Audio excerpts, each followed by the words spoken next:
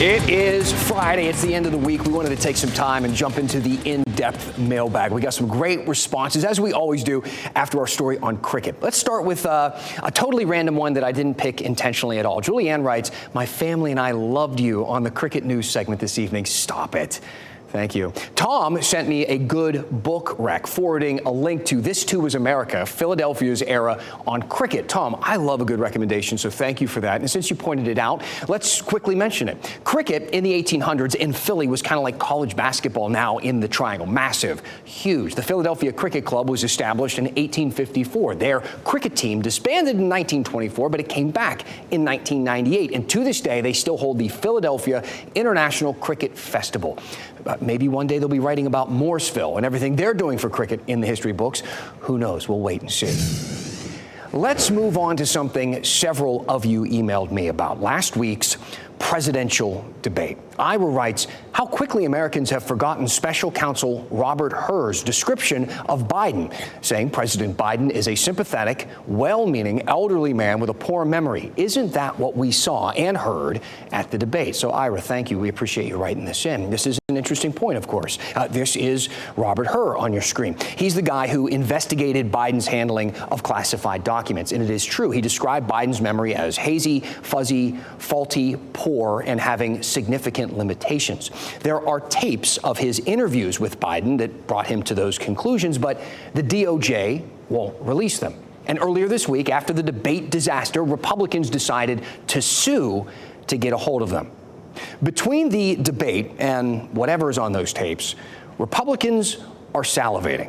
This was the most consequential historic debate in history because we've never had a debate where immediately after it's over, this is like a Rocky knockout. I mean, they should build a statue to Donald Trump at Georgia Tech. Democrats, on the other hand, are kind of all over the board in some cases, but the narrative that's becoming most prevalent seems to be it's not about style, it's about substance.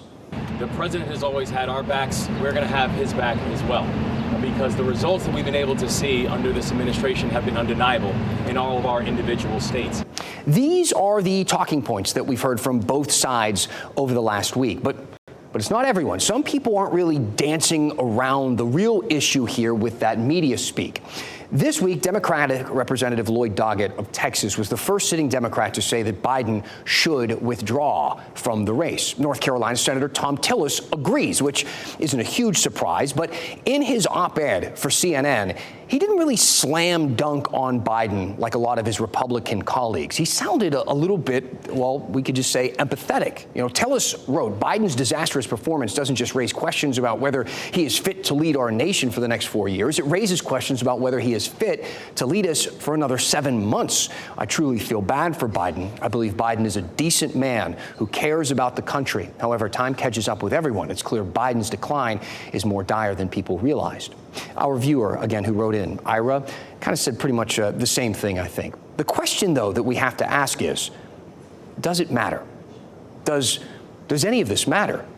The debate, the aftermath, the think pieces, will they actually move the needle in the 2024 presidential election? CNN reported that 51 million people watched that debate. And to be clear, that's a lot of people. Those are NFC championship numbers.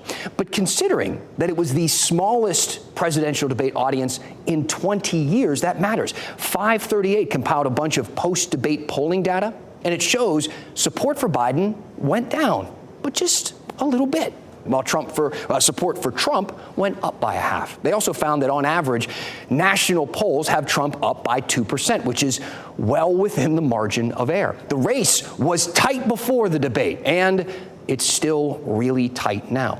So maybe this whole conversation is just noise.